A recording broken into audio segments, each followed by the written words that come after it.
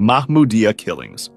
On March 12, 2006, in a small house near the village of Yusufia in Iraq, something truly horrific happened. 5 American soldiers from the 502nd Infantry Regiment left their checkpoint and walked to the home of an Iraqi family. The family included a 14-year-old girl called Abir and her 6-year-old sister Hadil and their parents. Their 2 younger brothers were away at school that day. These soldiers had been watching Abir from their nearby checkpoint for some time. They often saw her doing chores in the garden, and some had harassed her before, staring at her or making gestures that scared her family. Her mother had even planned to have Abir sleep at a relative's house to keep her safe. One soldier, Stephen Dale Green, had even touched Abir's face during a house search, which terrified her. Green himself had told a reporter just a month earlier that killing people in Iraq felt like nothing to him, like squashing an ant, and that he had come there wanting to kill. That day, the soldiers were drinking alcohol mixed with energy drinks, playing cards, and talking about doing what can't be said here to Abir and killing Iraqis. Green kept pushing the idea. 4 of them changed their looks to look less like U.S. soldiers, and they headed to the house in broad daylight. Brian L. Howard stayed at the checkpoint, but knew what was planned. They separated the family into different rooms. One of them grabbed the little sister who was outside, while another one shot and killed the parents and the sister. The mother struggled, and her arms were broken. Then, 2 soldiers took turns doing what they had planned to Abir. The soldier who shot the family came in after killing the others, said he had just killed them all, and called it awesome. He then did the same thing as the other 2 soldiers to Abir, and then killed her. To cover it up, they poured petrol on her body and set fire to the lower part. The fire spread, and they burned their bloody clothes too, throwing the murder weapon into a canal. Afterwards, they went back and ate chicken wings to celebrate. Neighbors saw the smoke and rushed over. One described seeing the poor girl's body. They told Abir's uncle, who put out some flames to get inside, and saw the terrible scene. The surviving brothers, 9-year-old Ahmed and 11-year-old Mohammed, came home from school to find their house burning and their family gone. They were left orphans, raised by their uncle. The soldiers tried to blame Sunni insurgents at first, and for a while, no one investigated deeply, but the crime led to revenge attacks. Militant groups claimed they kidnapped and killed American soldiers from the same unit to avenge Abir, releasing videos of the bodies. The truth came out months later when another soldier in the unit, Justin Watt, heard about it from others and decided to report it, even though he feared his comrades might hurt him for speaking up. Investigations started, and the soldiers were arrested. Green had already left the army for mental issues, so he was tried in a civilian court. He was found guilty of rape and murder, but got life in prison instead of death because the jury could not agree on the death penalty. He later died in prison by suicide. The others faced military trials. Barker pleaded guilty, admitted hating Iraqis, and got 90 years with possible parole after 10. Cortez also pleaded guilty, apologized in tears for the pain he caused, and got 100 years with possible parole after 10. Spielman was convicted and sentenced to 110 years with possible parole after 10. Howard, who helped cover it up, got 27 months. Another soldier who knew but did not report was discharged.